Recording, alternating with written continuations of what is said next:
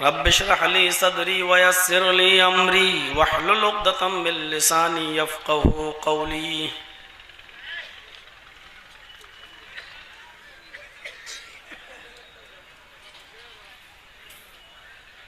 اس اجلاس کے صدر محترم، اسٹیج پر تشریف فرما مؤقر علماء کرام،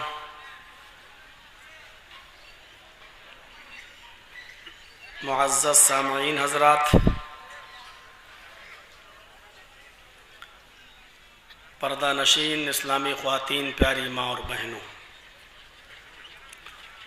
قوم و ملت کے لائق ور نوجوانوں، مستقبل کے ہونہار عزیز بچوں،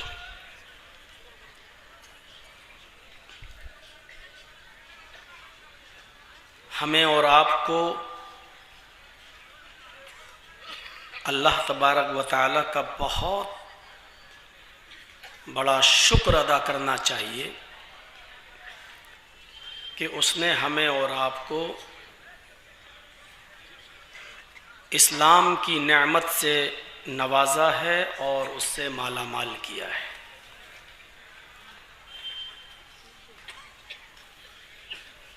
سب سے بہتر مذہب اس نے ہمیں اور آپ کو دیا ہے اور اس کا پیروکار بنایا ہے۔ اس پر ہم اللہ تعالیٰ کا جتنا بھی شکر ادا کریں وہ کم ہے، اور ہمیں اور آپ کو اس بات پر بھی اللہ کا شکر ادا کرنا چاہیے کہ اس نے ہمیں اور آپ کو قرآن کریم جیسی ایک عظیم نعمت سے ہمیں اور آپ کو نوازا ہے۔ قیامت کی صبح تک جو کتاب اپنی اصلی شکل میں محفوظ رہے گی اور قیامت تک پیدا ہونے والے تمام لوگوں کے لیے وہی ایک دستور العمل ہے، دستور الحیات ہے، زندگی گزارنے کے بڑے قیمتی اصول اس کتاب کے اندر، قرآن کے اندر موجود ہیں۔ ہمیں اور آپ کو اس بات پر بھی اللہ رب العالمین کا شکر ادا کرنا چاہیے کہ اس نے ہمیں اور آپ کو جناب محمد رسول اللہ صلی اللہ علیہ وسلم کا امتی ہونے کا شرف بخشا۔ حضرت موسیٰ علیہ السلام جیسے نبی یہ کہا کرتے تھے کہ اے اللہ، میرے لیے زیادہ بہتر ہوتا تو مجھے نبی اور رسول نہ بناتا، ہمیں آخری نبی جناب محمد رسول اللہ صلی اللہ علیہ وسلم کا امتی بنا دیتا تو یہ ہمارے لیے زیادہ بہتر ہوتا۔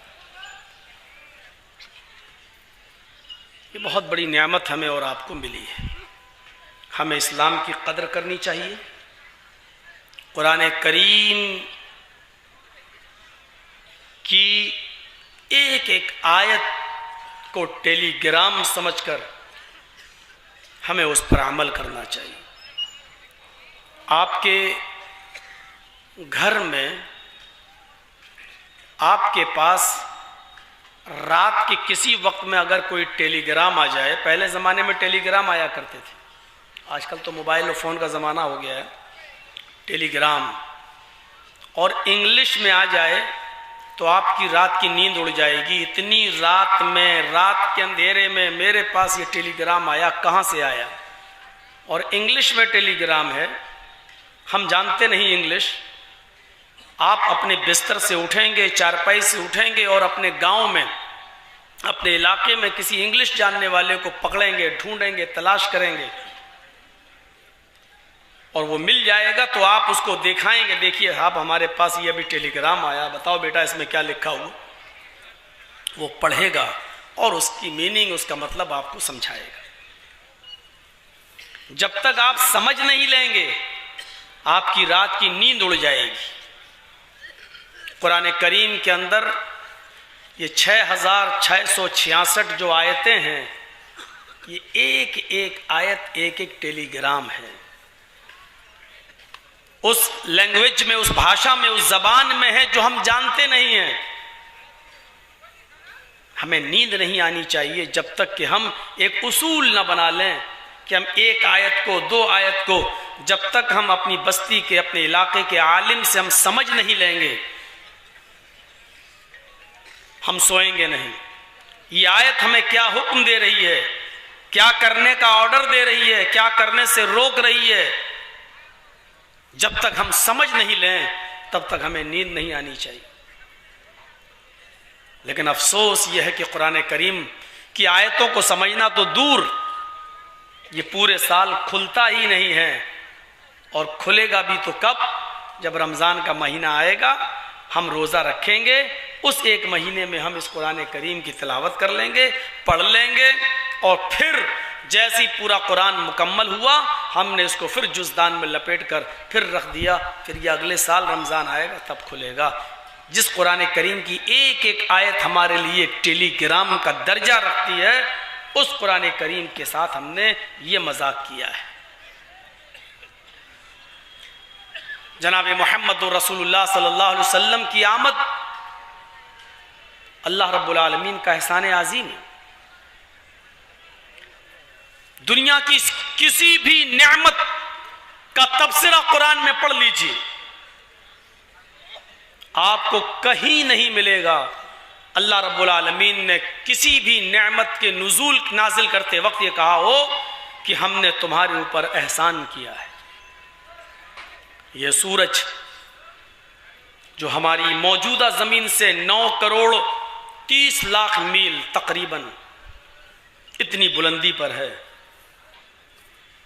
جس سورج کی گرمی زمین پر پڑتی ہے 1 crore 40 lakh degree centigrade گرمی اس سورج کے اندر پائی جاتی ہے. اس سورج کی گرمی سے ہمارے کھیتوں میں اناج پکتا ہے. ہمیں اس سورج کی جتنی گرمی چاہیے اپنے جسم کو تر و تازہ رکھنے کے لیے, فریش رکھنے کے لیے, اتنی گرمی ہمیں مل رہی ہے. لیکن اللہ تبارک و تعالی نے جب سورج کی تخلیق کی اور سورج کی روشنی ہمیں دی تو صرف اتنا کہا وَجَعَلْنَا سِرَاجًا وَهَّاجًا, لیکن یہ نہیں کہا کہ میں نے تمہارے اوپر بہت بڑا احسان کیا ہے. پورا قرآن پڑھ جائیے. چاند جو ہماری موجودہ زمین سے 2,40,000 میل کی اونچائی پر ہے, لیکن اللہ نے یہ نہیں کہا کہ ہم نے چاند دے کر تمہارے اوپر بہت بڑا احسان کیا ہے. گورنمنٹ ہمارے کھیتوں کو پانی دیتی ہے تو اس پر ٹیکس لیتی ہے, بجلی کی روشنی دیتی ہے, لائٹ دیتی ہے تو اس پر ٹیکس لیتی ہے. آپ کے گھر میں لگا ہوا میٹر بتا دیتا ہے کہ آپ نے کتنی بجلی خرچ کی ہے.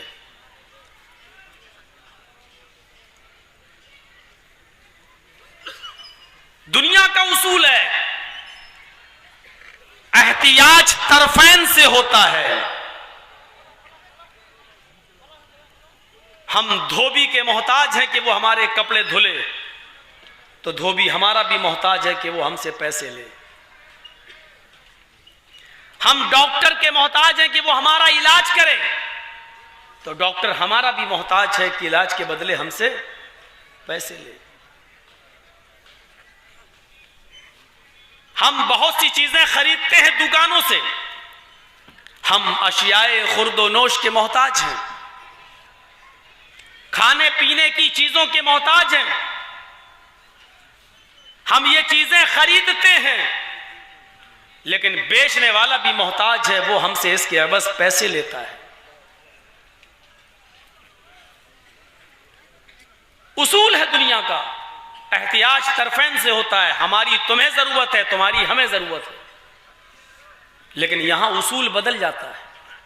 ہم سورج کی روشنی کے محتاج ہیں, لیکن سورج ہمارے ذرہ برابر محتاج نہیں ہے. ہم چاند کے محتاج ہیں, لیکن چاند ہمارا ذرہ برابر محتاج نہیں ہے. ہم آسمانی بارش کے محتاج ہیں, لیکن بارش ہماری ذرہ برابر محتاج نہیں ہے. ہم گورنمنٹ کی دی ہوئی بجلی سے پنکھا چلاتے ہیں, ابھی مئی جون کی گرمی میں فین چلائیں گے, اے سی چلائیں گے. مصنوعی ہوا ہم حاصل کرتے ہیں تو گورنمنٹ اس کے بدلے حد سے بھاری بھرکم ٹیکس لیتی ہے.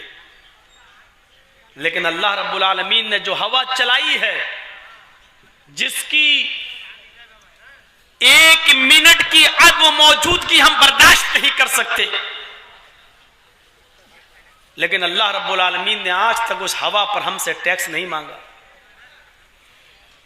1 گھنٹہ گورنمنٹ پانی دیتی ہے ہمارے کھیتوں کو تو اس کا کتنا لمبا چوڑا ٹیکس ہمیں دینا پڑتا ہے.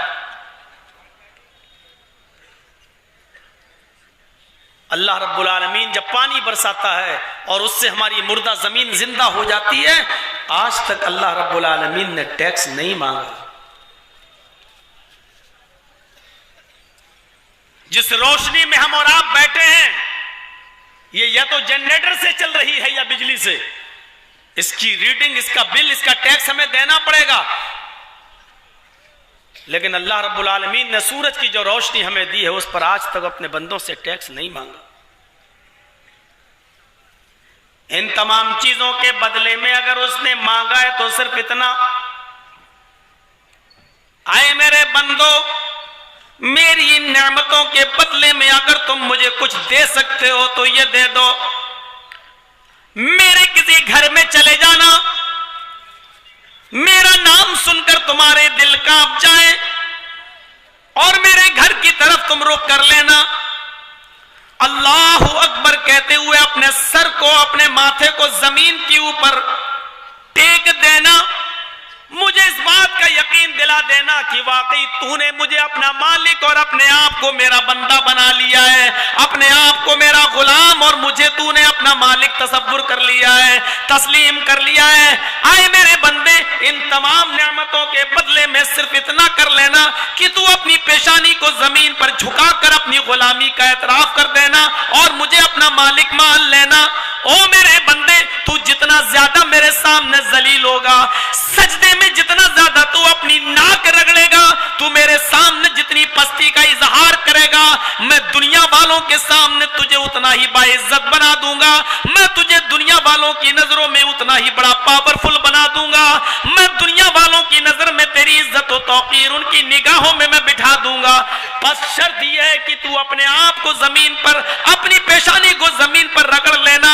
اس بات کا یقین مجھے دلا دینا کہ اے اللہ, میں تیرا بندہ ہوں اور تو میرا مالک ہے, میں تیرا غلام ہوں اور تو میرا آقا ہے, میں تیرا غلام ہوں اور تو میرا رب ہے. اے میرے بندے, بس اتنی سی ذلت کا اعتراف کر لینا میرے سامنے, تو میرے سامنے ذلیل ہو جانا. لوگوں کی نگاہوں میں میں تجھے عزیز بنا دوں گا, میں تجھے باعزت بنا دوں گا. اتنی سی چیز اس نے مجھے مانگی ہے, اور اسی بات کو اس نے کہا ہے, وَمَا خَلَقْتُ الْجِنَّ وَالْإِنسَ إِلَّا لِيَعْبُدُونَ. او میرے بندو, اے لوگو, اے انسانوں اور اے جناتوں, جنات بھی اور انسان بھی شامل ہیں, میں نے تمہیں اس دنیا میں صرف اپنی عبادت کے لیے پیدا کیا ہے, اپنی پوجا اور پرستش کے لیے پیدا کیا ہے. میں نے صرف تمہیں اس دنیا میں اس لیے بھیجا ہے, اس لیے پیدا کیا تاکہ تم میری ہی عبادت کرو. اب عبادت کا مفہوم بہت بڑا ہے, صرف سجدہ کر دینا ہی عبادت نہیں ہے. اپنی بیوی بچوں کے لیے محنت کرنا, کھیت جوتنا, ہل چلانا اور اس کی فصل کا انتظار کر کے مارکیٹ میں لے جا کر بیچنا, یہ بھی عبادت کا ایک حصہ ہے. اپنی بیوی کو پیار بھرا لقمہ اس کے منہ میں ڈالنا بھی عبادت کا ایک حصہ ہے. اس پر بھی ثواب ہے, اور جس چیز پر ثواب ملے وہ عبادت کہلاتی ہے.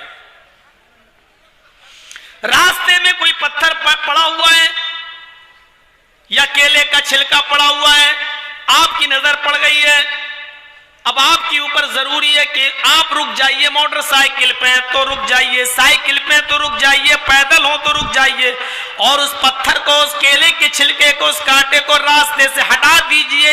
اس پر بھی ثواب ہے. یہ مت دیکھنا کہ اس راستے سے صرف مسلمان گزر رہے ہیں اس لیے ہٹا رہا ہوں, غیر مسلم بھی گزرے, بوڑھا بھی ہو سکتا ہے، بچہ بھی ہو سکتا ہے، ایک عورت بھی ہو سکتی ہے، کوئی بھی پھسل سکتا ہے۔ یہ انسانیت کا تقاضا یہ ہے کہ آپ اس کو پھینک دیں۔ اس کو بھی ایمان کا ایک حصہ قرار دیا اللہ کے نبی جناب محمد رسول اللہ نے، فرمایا الایمان بضع و سبعون شعبہ، ایمان کی 72 سے زیادہ شاخیں ہیں، 70 سے زیادہ برانچز ہیں، ان میں سے سب سے افضل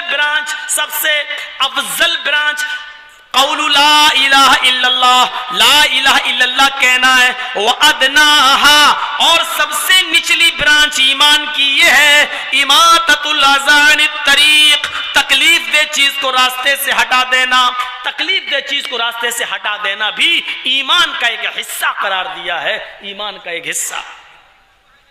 ہم اتنا بھی نہیں کر سکتے؟ ہماری پیشانیاں اپنے ہی جیسی مخلوق کے سامنے جھک رہی ہیں۔ یہ ہم کتنے آج بے عقل ہو گئے ہیں، عقلیں ہماری ماری گئی ہیں۔ جن کے سامنے ہم سر جھکا رہے ہیں وہ بھی اللہ کے سامنے سر جھکانے کے لیے پیدا ہوئے تھے، لیکن افسوس یہ ہے آج بندہ بندے کے سامنے جھک رہا ہے، آج مخلوق سے مدد مانگ رہی ہے، آج بے بس کے پاس جا رہا ہے، آج کمزور کے سامنے ہاتھ پھیلا رہا اور دامن پھیلا رہا ہے۔ ان الذین تدعون من دون اللہ، اللہ کو چھوڑ کر تم جن کو پکار رہے ہو، اللہ کو چھوڑ کر جن کو تم اپنی حاجت روائی اور مشکل کشائی کا سوال جن کے سامنے کر رہے ہو، لن يخلقوا ذبابا ولو اجتمعوا له، وہ سارے کے سارے مل جائیں تو ایک مکھی بھی پیدا کرنے کی طاقت نہیں رکھتے، وہ ایک مکھی بھی پیدا نہیں کر سکتے۔ وَلَوِ اجْتَمَعُوا لَهُ، لہو میں ہو ضمیر کا مرجع وہی ذباب، ایک مکھی کو بھی پیدا کرنے کی طاقت نہیں ہے، یہ سب کی سب مل جائیں، سب کی سب جمع ہو جائیں۔ اجتمعوا کہا ہے، اجتمعوا جمع مذکر غائب کا صیغہ، سب کے سب اکٹھے ہو جائیں پھر بھی ایک مکھی پیدا نہیں کر سکتے، ایک دو نہیں، سب مل جائیں۔ علامہ احسان الہی ظہیری اس آیت کا ترجمہ یہ کرتے تھے، کشمیر سے کنیا کماری تک اور بریلی سے بغداد تک سب اکٹھے ہو جائیں، سب، اور ایک مکھی بھی پیدا کرنے کی طاقت نہیں رکھتے۔ اور مکھی پیدا کرنا تو چھوڑو، مکھی جو چیز لے کر چلی جائے، مثلا کچھ کھا رہے ہیں اور اس پر مکھی بیٹھ گئی، تھوڑا سا لے گئی، مکھی کتنا لے جائے گی؟ دماغ میں لاؤ، مکھی کتنا لے جائے گی؟ اللہ کہہ رہا ہے ارے مکھی پیدا کر کے جان ڈالنا تو بہت، اس میں تو ان کی نانی مر جائیں گی، ان کو چھٹی کا دودھ یاد آ جائے گا۔ مکھی جو لے کر اڑی ہے اسی کو پکڑ کے دکھا دیں، جو چیز چھین کے لے گئی ہے اسی سے یہ واپس لے کر دکھا دیں، مکھی کو پکڑ کے وہ چیز واپس نہیں لے سکتے۔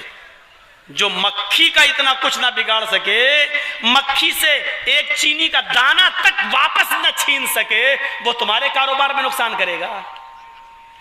کتنا ڈرایا جاتا ہے آج، کتنا ڈرایا جاتا ہے۔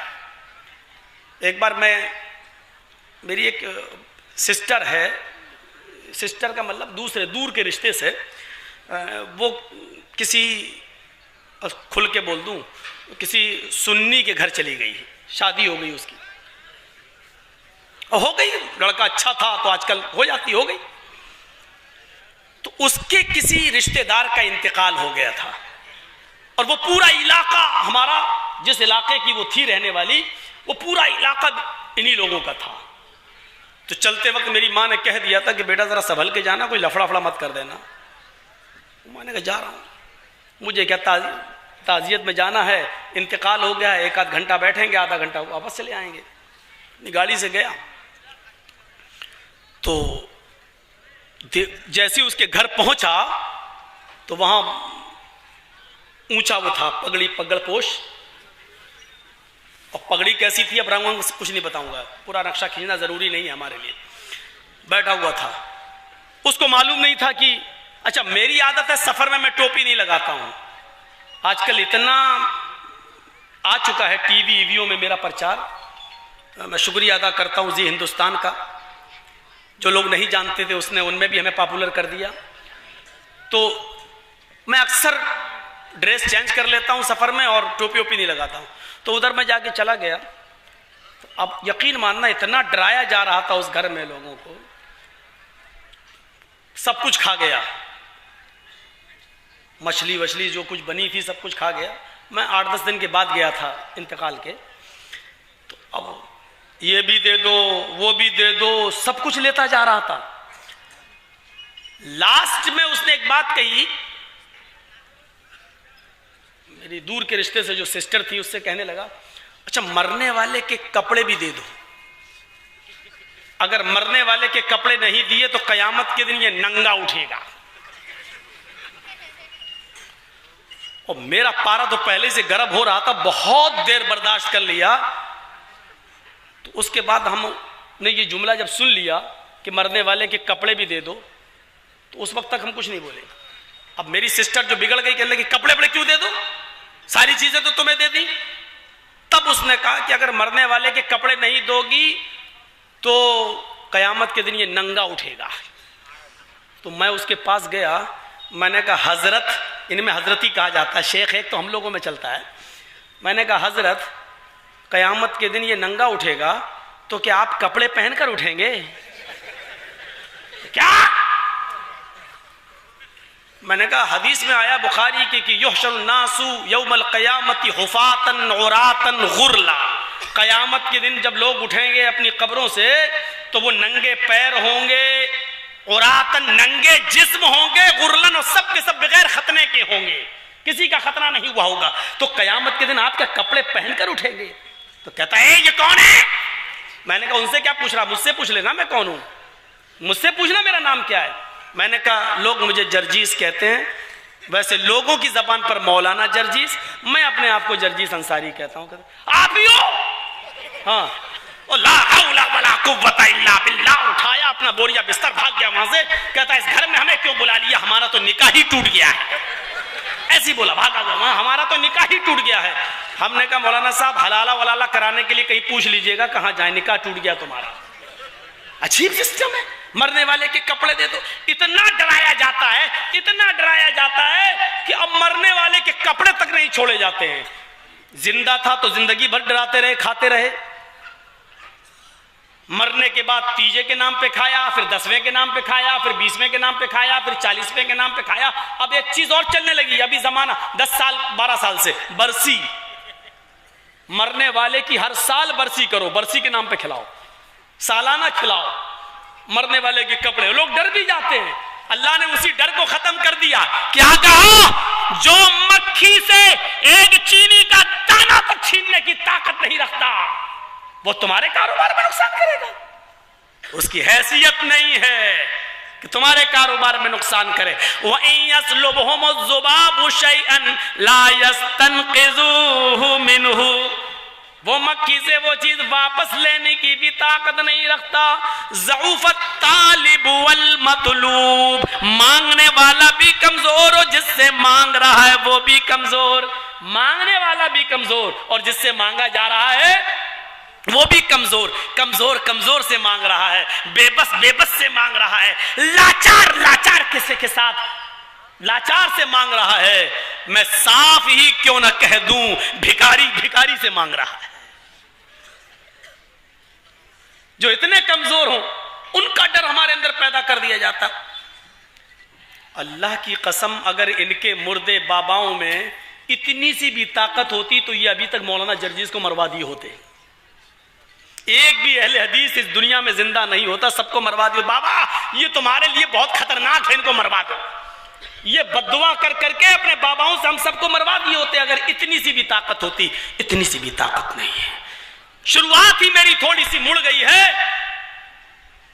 ہم نے رخ ہی کہیں دوسرا لے لیا، میرے ذہن میں آ گیا، ورنہ یہ میرا ٹاپک نہیں تھا، نہ میں یہ بولنا چاہ رہا تھا، لیکن شروع ہی یہاں سے، شروعات ہی یہیں سے ہو گئی۔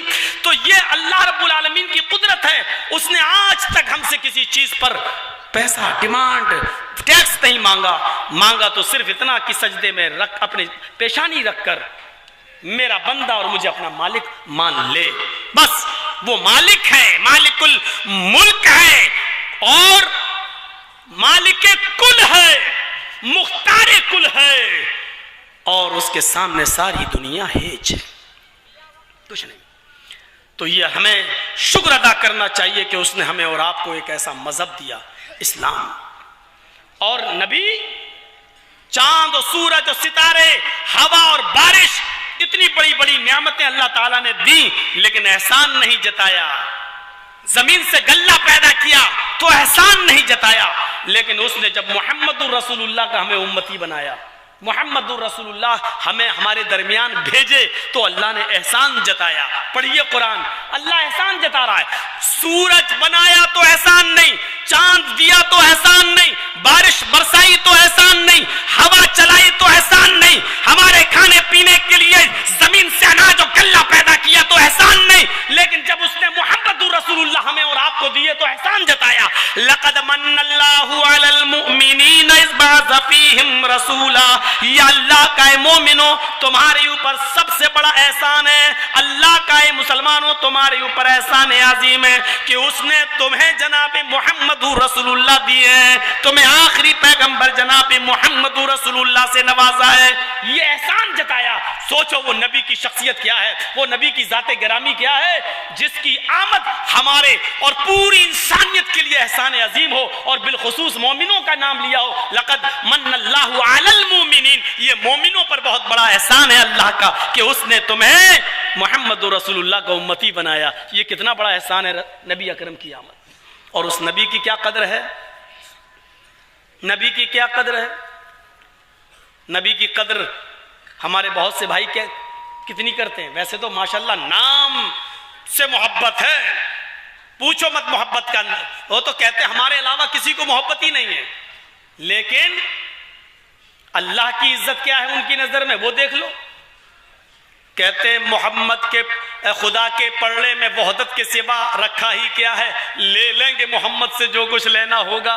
وہ تو کہتے ہیں اللہ کچھ کرتا ہی نہیں ہے, اللہ کے پاس کچھ ہے ہی نہیں, جو کچھ بھی خزانے ہیں وہ سب محمد رسول اللہ کے پاس ہیں, خدا کے پاس وحدت کے سوا رکھا ہی کیا ہے, لے لیں گے محمد سے جو کچھ لینا ہوگا. باقاعدہ قوالیوں میں یہ اشعار پڑھے جاتے ہیں اور ان کے بڑے بڑے مولوی خاموش رہتے ہیں, منع نہیں کرتے ہیں, منع نہیں کرتے.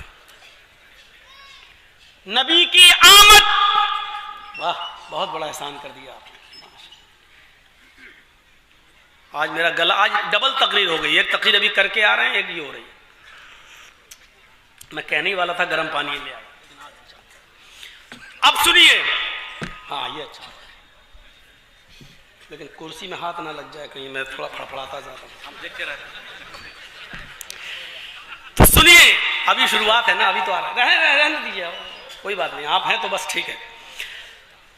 تو نبی کی آمد, اور نبی کی آمد احسان عظیم ہے, اور اسی لیے دنیا کے کسی بھی مذہب کے اندر, دنیا کے کسی بھی مذہب کے اندر آج بھی, اب آئیے ذرا ویدوں کے منتر پر, تھوڑا سا وہ بھی ضروری ہے. آج بھی دنیا میں جتنے دھرم ہیں موجود, کوئی بھی دھرم ہو, کوئی دھرم ایسا نہیں ہے کہ اس دھرم کے اندر محمد الرسول اللہ کا نام کسی نہ کسی شکل میں موجود نہ ہو. ہے, میں سمجھتا تھا سکھوں میں اور جینیوں میں نہیں ہوگا, لیکن اس میں بھی ہے. سکھوں کی کتاب میں تو باقاعدہ لکھا ہوا ہے دہٹا نور محمدی دہٹا نبی رسول, گرو گرنتھ میں لکھا ہے. اب پتا چلا کہ سکھ لوگ ہم مسلمانوں کا ساتھ کیوں دیتے ہیں. NRC اور CAA میں بھی جب شاہین باغ میں چل رہا تھا سب معاملہ, تو ایک سکھ بیچارہ اس نے اپنا فلیٹ بیچ دیا اور کھانا کھلا رہا تھا, لنگر لگا رہا تھا. ایسے لوگ آج بھی کسان آندولن میں سب سے زیادہ سکھوں کا ہی رول ہے. دہٹا نور محمدی دہٹا نبی رسول, نانک دے قدرت گئے سبھی بھول. گرو گرنتھ میں آج بھی لکھا ہے نانک جی نے جو کچھ بھی نور محمد دہٹا نبی محمد, نور محمد دہٹا نبی رسول, جب محمد کی روشنی کو یعنی جو قرآن لے کر آئے ہیں, اس روشنی کو جب گرو نانک نے دیکھا اور اس کی تعلیمات کو جب پرکھا, تو نانک دیکھ قدرت گئے سبھی بھول. تو نانک نے محمد کے چمتکار کو, محمد الرسول اللہ کے معجزوں کو دیکھا تو جو کچھ بھی ان کے پاس تھا وہ سب بھول گئے. یعنی کہنے لگے کہ اب میرے پیغام کی ضرورت نہیں ہے، اس چمتکار کے ہوتے ہوئے، معجزے والے نبی کے ہوتے ہوئے، اس نور محمد قرآن کے ہوتے ہوئے اب میری کوئی ضرورت نہیں ہے، اسی کو سویکار کر لو۔ یہ گرو گرنتھ میں آج بھی لکھا ہے۔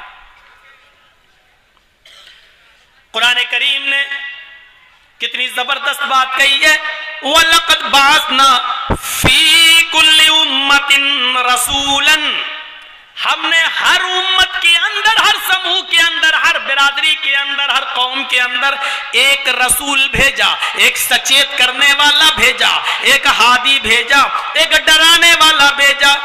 ہر امت میں آیا ہے، ہر قوم کے اندر آیا ہے، اس لیے کوئی یہ نہیں کہہ سکتا کہ ہمارے یہاں نہیں آیا۔ ہندو بھی ایک قوم ہے، ہندوؤں میں بھی آیا،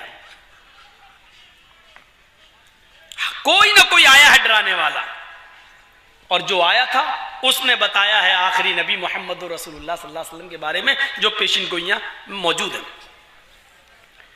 ہر امت کے اندر ایک رسول بھیجا۔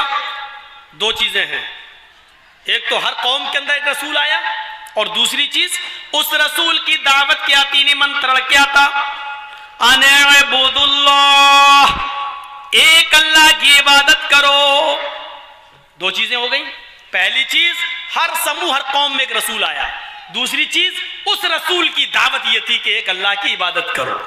بس یہ دو چیزیں ہیں، رسول ہر قوم میں آیا اور دعوت کیا، ایک اللہ کی عبادت کرو۔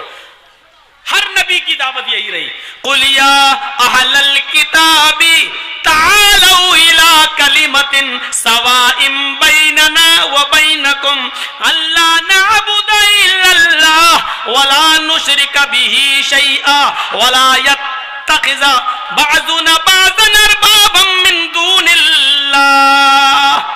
اے محمد صلی اللہ علیہ وسلم آپ اناؤنسمنٹ کر دو، آپ اعلان کر دو، یا اہل الکتاب، اے اہل کتاب، اے کتاب والو، اے تورات والو، اے زبور والو، اے انجیل والو، آؤ ایک ایسے کلمے کی طرف، تعالوا الی کلمۃ، آؤ ایک ایسے مول منتر کی طرف، آؤ ایک ایسے کلمے کی طرف جو ہمارے اور تمہارے درمیان برابر ہے، ہم میں اور تم میں اس کا کوئی انتر نہیں ہے، کوئی فرق نہیں ہے۔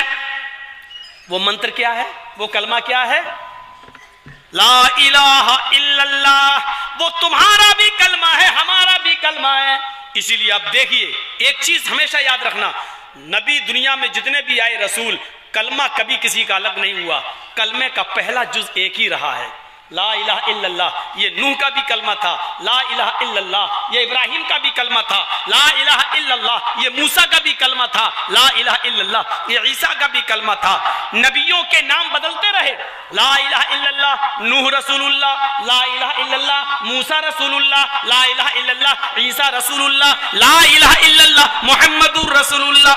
نبی جو آتا گیا اس کے نام میں چینجنگ ہوتی گئی، لیکن پہلا منتر کہیں نہیں بدلا گیا، لا الہ الا اللہ اپنی اصلی شکل میں موجود ہے۔ یہی کہا جا رہا، آؤ ایک ایسے مول منتر کی طرف، آؤ ایک ایسے کلمے کی طرف جو ہمارے اور تمہارے درمیان برابر ہے، ان اعبدوا اللہ۔ وہ یہ کہ ہم ایک ہی اللہ کی عبادت کریں گے، اس کے علاوہ کسی کی عبادت نہیں کریں گے۔ اور کیا ہے برابر، وَلَا نُشْرِكَ بِهِ شَيْئًا، اور ہم اللہ کے ساتھ کسی کو شریک نہیں ٹھہرائیں گے، شرک نہیں کریں گے۔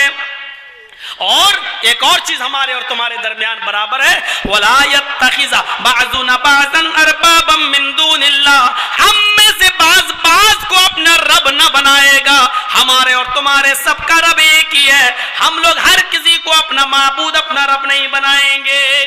یہ قرآن کریم نے کلیئر کر دیا کہ سب کا کلمہ ایک تھا، اور ہر نبی یہی دعوت لے کے آیا تھا کہ اللہ کے علاوہ ہم کسی اور کی عبادت نہیں کریں گے۔ اب ہر دھرم کے اندر نبی کا ذکر موجود ہے، اور آخری نبی کا ذکر تو باقاعدہ موجود ہے، وَلِكُلِّ قَوْمٍ هَادٍ، ہم نے ہر قوم کے اندر ایک ڈرانے والا بھیجا ہے، ہر قوم کے اندر ایک ڈرانے والا بھیجا ہے۔ ہندو قوم کے اندر بھی کوئی نہ کوئی ڈرانے والا آیا ہے، اور جو آیا ہے اسی نے آخری نبی جناب محمد رسول اللہ کے بارے میں پیشین گوئیاں کی ہیں۔ پیشین گوئیوں میں پہلی پیشین گوئی ہم آپ کے سامنے رکھ رہے ہیں، دیکھیے کتنی بہترین پیشین گوئی کی گئی ہے، اور آج بھی یہ ہندو بھائیوں کی کتابوں میں موجود ہے۔ کل کی پراڑ ادھیائے 2 मंत्र नंबर 61। तच्छुत्वा पुंडरीकाक्षो ब्राह्मण विदम विरीति भावने शंभलो विष्णु यश सुग्रह सुमति प्रादुर्भाव्यम।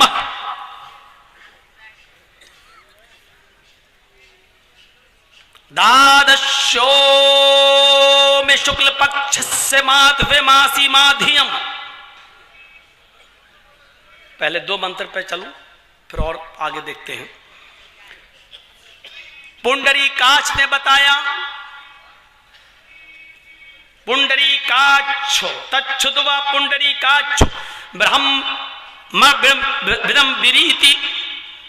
अंतिम ऋषि, कल की अवतार, आखिरी नबी ब्राह्मण खानदान में आएगा, उच्च वंश में आएगा, ब्राह्मण खानदान में आएगा। एक जगह यहां जलसा कर रहा था तो एक आदमी खड़ा होकर कहने लगा, ये मौलवी को भगाओ, ये मोहम्मद सल्लल्लाहु अलैहि वसल्लम को कह रहा आखिरी नबी को ब्राह्मण खानदान में आएगा, ये कैसा मौलवी है, ब्राह्मण बता रहा। वो तो एक हो गया, लेकिन वहां उस इलाके में कुछ हिंदू भाई थे, उन्होंने मेरी बड़ी रक्षा की। उन्होंने कहा नहीं मौलाना साहब बोलो आप बहुत अच्छा बोल रहे हो। हिंदू के समझ में आ रहा है, मुसलमान के समझ में नहीं आ रहा है, लेकिन हमारे पास एहसास नहीं है। तच्छुत्वा पुंडरीकाक्षो ब्राह्मण विदम विरीत।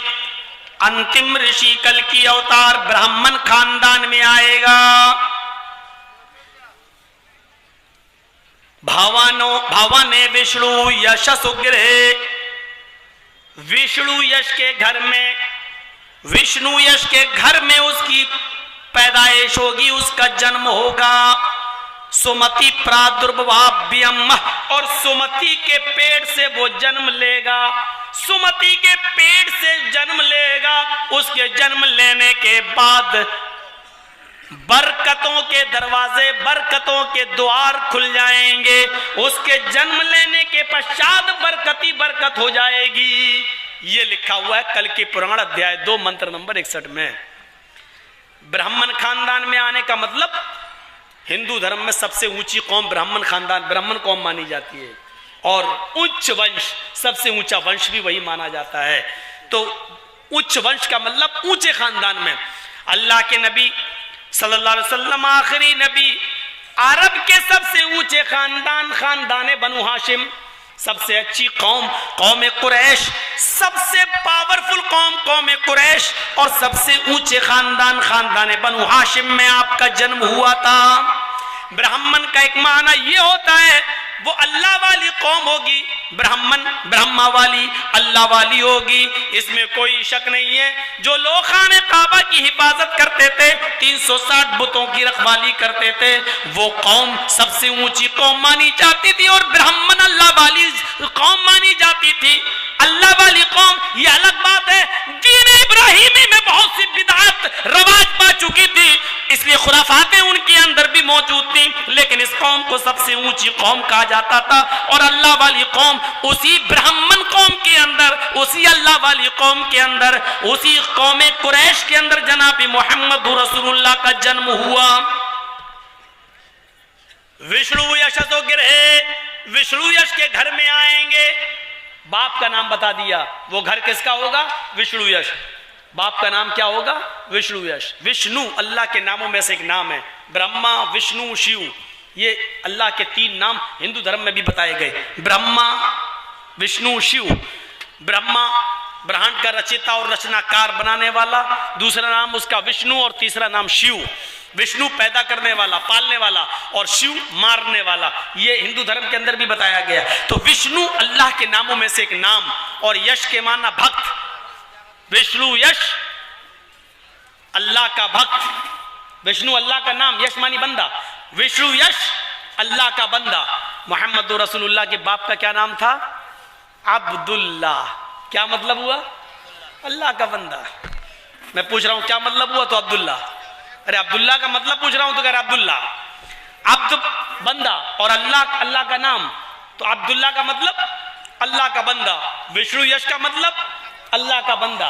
वो किसके घर में आएंगे?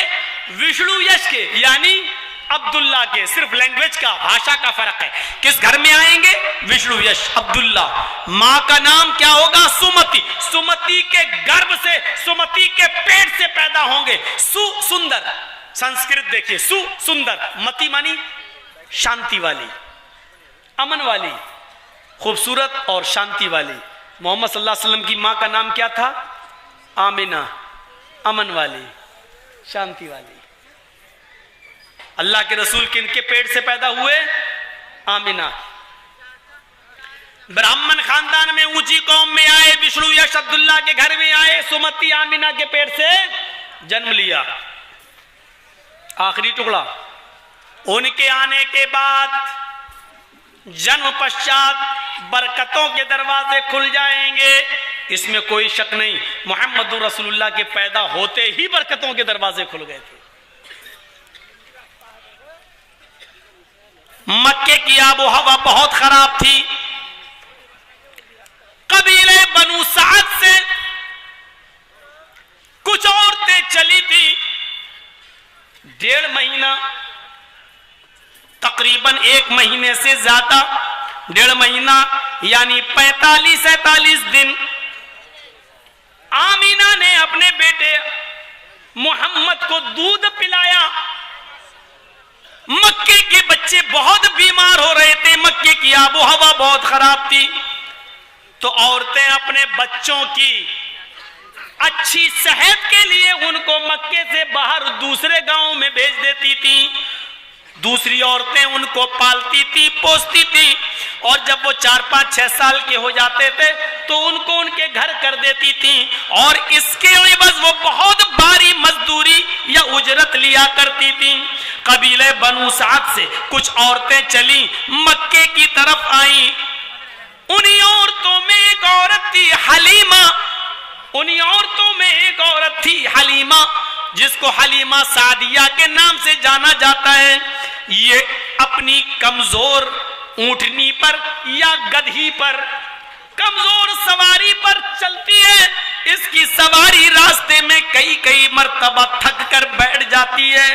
حلیمہ کی سہیلیاں کہنے لگتی ہیں، اے حلیمہ تو کون سی سواری لے کر آئی؟ تیری وجہ سے ہم لوگوں کو بڑی دقت ہوتی ہے. یہ تھک جاتی ہے اور یہاں بیٹھ جاتی ہے. اب جب تک یہ چلنے کے لائق نہیں ہوگی ہم کو انتظار کرنا پڑتا ہے. حلیمہ کہتی، میری سہیلیوں مجھے اکیلے چھوڑ کے مت جانا، تمہارے ساتھ آئی ہوں، تمہارے ساتھ ہی چلوں گی، دیکھو مجھے اکیلے مت چھوڑ دینا. ہاں اب تو لائے ہیں تو لے کے ہی جانا پڑے گا نا. روتے پیٹتے سستاتے ہوئے یہ چند عورتیں بنو سعد سے چل کر مکے کی باؤنڈری میں داخل ہوتی ہیں، اور مکے میں داخل ہونے کے بعد کہتی ہیں، اے سہیلیوں تم سب الگ الگ قبیلوں میں، گاؤں میں چلی جاؤ، چاہتے وقت ہم لوگ پھر ایک راستے سے ہو جائیں گے اور ہم لوگ ایک ساتھ چلیں گے. جس کو جہاں جس کا بیٹا ملے وہ لے لو اور وہ اپنے ساتھ لے لے، ہم لوگ چلیں گے تو ایک ہی ساتھ چلیں گے. ساری عورتیں ایک ایک قبیلے میں، ایک ایک گاؤں میں چلی گئیں، اپنی اپنی قسمت آزمانے لگیں. محمد الرسول اللہ جو اس وقت محمد ابن عبداللہ ہیں، 1.5 مہینے کے ہو چکے ہیں. آمینہ کا بیان ہے ان کی ماں کا. جتنی عورتیں قبیلے بنو سعد سے آئیں، ایک بھی عورت ایسی نہیں تھی جو میرے پاس نہ آئی ہو. ہر ایک عورت میرے پاس آتی تھی، میری گود کا بچہ دیکھتی تھی، وہ مجھ سے بچہ لے لیتی تھی، لے جانے کے لیے تیار رہتی تھی. میں بھی تیار ہو گئی، لے جاؤ، 4-5 سال کے بعد مجھے دے دینا. آمینہ کہتی ہے جیسی وہ بچے کو گود میں لے کر چلتی، چلنے سے پہلے پوچھتی، آمینہ تم نے مجھے اس بچے کے باپ سے تو نہیں ملوایا ہے، کیا کرتا ہے اس بچے کا باپ، کتنی انکم ہے اس کی؟ اس بچے کو میں دودھ پلاؤں گی، 4-5 سال کے بعد لے کے آؤں گی، اس بچے کے پالنے کے بدلے میں مجھے کیا ملے گا کیا نہیں، ذرا اس کے باپ سے تو ملوا دو. آمینہ کہتی، میں روتے ہوئے جواب دیتی، آئے بنو سعد سے آنے والی عورت اس بچے کا باپ تو زندہ نہیں ہے, اس کے پیدا ہونے سے 2 مہینے پہلے ہی وہ انتقال کر گیا ہے. جیسی وہ دودھ پلانے والی عورت یہ سنتی, وہ بچہ میری گود میں ڈال دیتی اور کہتی اے آمینہ سوری مجھے معاف کرنا, میں تیرے بچے کو نہیں لے جا سکتی, اس بچے کا باپ ہی زندہ نہیں ہے, تو مجھے کیا دے دے گی؟ جب باپ ہی نہیں ہے مجھے اچھی مزدوری کیسے ملے گی؟ ہم کسی امیر کا بچہ دیکھنے جا رہے ہیں. آمینہ کہتی کوئی ایک عورت ایسی نہیں تھی جو میرے پاس آئی ہو اور اس نے محمد کو نہ لیا ہو, لیکن جب بات باپ تک آئی اور باپ کے بارے میں سنا کہ نہیں ہے تو وہ میری گود میں چھوڑ گئی. حلیمہ بھی آئی, حلیمہ نے بھی سنا جب میری باپ اس بچے کا باپ نہیں ہے تو اس نے بھی بچہ میری گود میں ڈال دیا اور آگے بڑھ گئی. سب نے میرا بچہ چھوڑ دیا. آگے کا جملہ سنو, ساری عورتوں کو بچے مل گئے, جتنی عورتیں چلی تھی قبیلے بنو سعد سے ساری عورتوں کو بچے مل گئے, لیکن حلیمہ کو کوئی بچہ نہیں ملا. دیکھ رہے ہیں جتنی عورتیں آئی تھی سب کو کوئی نہ کوئی بچہ مل گیا, لیکن حلیمہ کو کوئی بچہ نہ ملا.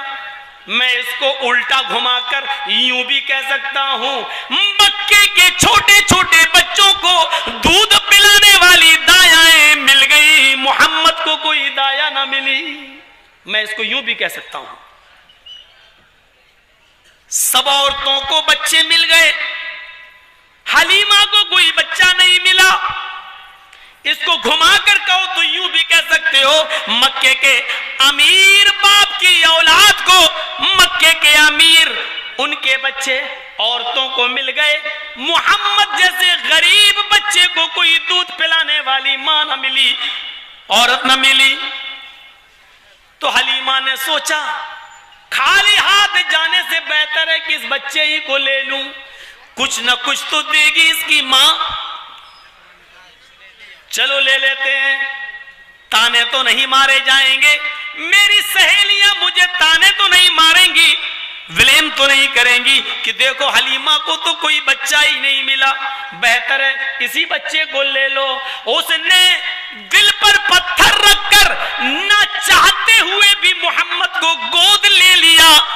لا تو وہی اپنا بچہ دے دے, جو ہو سکے گا تو دے دینا, جب میں اس بچے کو تجھے دینے کے لیے آؤں تو دے دینا, جو تیرے پاس ہو وہی سیوا کر دینا. حلیمہ نے اس بچے کو گود میں لیا اور لے کر چل دی. ساری عورتیں ایک جگہ اکٹھی ہو گئیں اور اپنی اپنی سواریوں پر بیٹھ گئیں, چلنے لگی.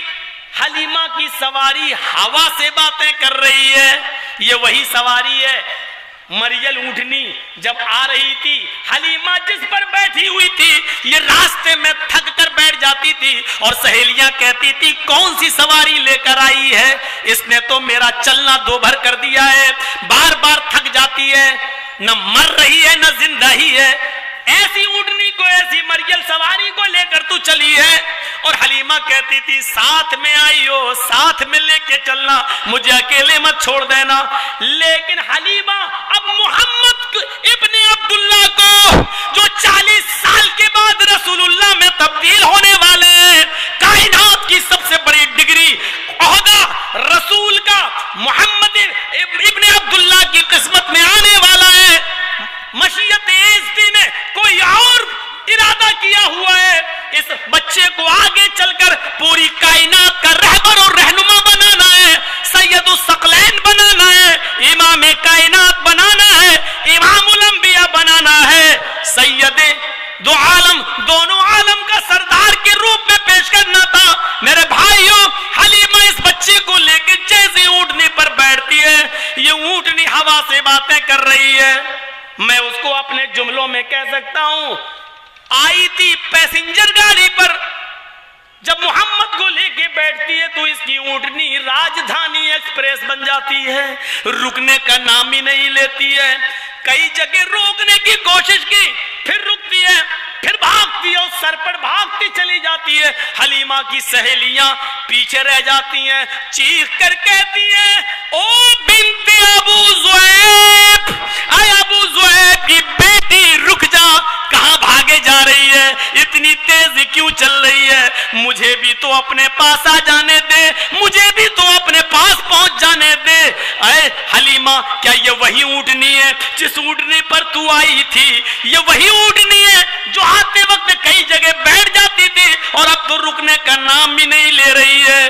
حلیمہ پیچھے مڑ کر دیکھتی, کہتی ہائے میری سہیلیوں, پتہ نہیں اس کو کیا ہو گیا ہے, یہ رک کیوں نہیں رہی ہے, یہ ہوا سے باتیں کیسے کر رہی ہے, اتنی تیز کیوں دوڑ رہی ہے, یہ تو بیمار تھی, پتہ نہیں اس کو کیا ہو گیا ہے. باخدا میں نے اس کو نہ کوئی دوا دی ہے نہ اس کا کوئی علاج کیا ہے, پتہ نہیں اس کو کیا ہو گیا ہے. باخدا مجھے تو اس بچے کی کوئی برکت نظر آ رہی ہے, مجھے تو اس بچے کی کوئی کرامت نظر آ رہی ہے, مجھے تو اس بچے میں ہی کوئی کشش نظر آ رہی ہے. پیدا ہوتے ہی اس کے برکتوں کے دروازے کھل جائیں گے. کل کی پران نے جو بھوشیوانی کی تھی, پیدا ہوتے ہی محمد رسول اللہ کے اندر, محمد ابن عبداللہ میں یہ برکتوں کے دروازے کھلے. اور جس دھرم کے اندر یہ منتر لکھا ہوا ہے, اس دھرم کے بڑے بڑے مہان پرشوں کا حال کیا رہا ہے. کرشن جی جب چھوٹے تھے, آج بھگوان کا درجہ ملا ہے نا کرشن بھگوان, کرشن جی جب چھوٹے تھے تو ماں پوچھتی تھی, بیٹا میں صبح اٹھتی ہوں تو مکھن غائب دیکھ لیتی ہوں, یہ مکھن کون چوری کر لیتا ہے؟ اس کو آسان ہندی بھاشا میں یوں کہا گیا, کرشن جی اس کا جواب دیتے تھے, ماں کہتی ہے بتا بتا چوری کی تو نے, مکھن چرایا, تو کرشن جی اس کا جواب دیتے تھے, میاں موری میں نہ ہی ماکھن کھایو, میاں بوری میں نہ ہی ماکھن کھایو, بھور بھیو گئین کے پاچھے مدھوبن موئے پٹھایو. یہ باقاعدہ ہندو دھرم کی کتابوں میں لکھا ہوا ہے. میری ماں مجھے مکھن کی چوری کا الزام نہ دے, میں نے مکھن نہیں کھایا. بھور بھیو گئین کے پاچھے مدھوبن موئے پٹھایو, صبح ہوتے ہی تو مجھے اٹھا دیتی ہے اور گایوں کو لے کے میں جنگل میں چلا جاتا ہوں. جب صبح ہی چلا جاتا ہوں تو مکھن کب کھا لوں گا؟ میری ماں میں نے مکھن نہیں کھایا. یہاں پیدا ہوتے ہی چوری کا الزام لگ رہا ہے, بعد میں بڑے ہو کر ان کو بھگوان کا درجہ دیا جا رہا ہے. یہاں محمد ابن عبداللہ 1.5 مہینے کے ہیں. حلیمہ کا اپنا بیان ہے, اس اونٹنی پر لے کر بیٹھتی ہوں تو وہ اونٹنی راجدھانی بن جاتی ہے, ہوا سے باتیں کر رہی ہے. اتنا ہی نہیں, حلیمہ کہتی ہے اس بچے کو لے کے جیسی میں اپنے گھر پہنچی, میرے شوہر نے کہا لے آئی ہو بیٹا؟ ہاں. کہا حلیمہ اس کا نام کیا ہے؟ کہا بڑا پیارا نام ہے, عربوں میں یہ نام نہیں رکھا گیا آج تک. کہا کیا نام ہے؟ کہا اس کا نام اس کی ماں نے بتایا, اس کے دادا نے رکھا ہے محمد. عرب لوگ تھے, محمد کا معنی جانتے تھے, عربی نام تھا جس کی تعریف سب سے زیادہ کی گئی ہو. تعریف کیا ہوا محمد, جس کی تعریف سب سے زیادہ کی گئی ہو. واہ کیا نام ہے. حلیمہ ایک ہی بکری ہے, دیکھ رہی ہو کتنا کم دودھ دیتی ہے. میری ایک بیٹی ہے شیما, اس بکری کا دودھ اس بچی کو نہیں ہوتا, ہماری اپنی بیٹی کو پورا نہیں ہوتا ہے.